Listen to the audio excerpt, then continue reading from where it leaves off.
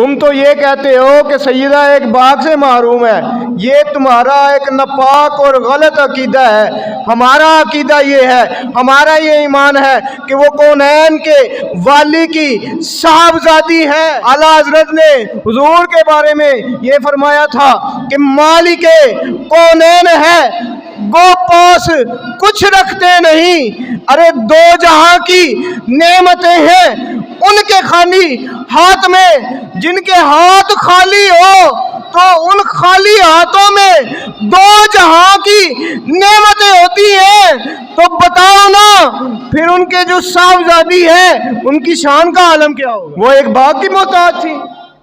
یہ غلط عقیدہ رائج کیا گیا ہے۔ جن کو دو جہاں جن کے قدموں میں ہو، جن کے بیٹے جنت کے سردار ہوں، وہ ایک باغ کی محتاج تھی۔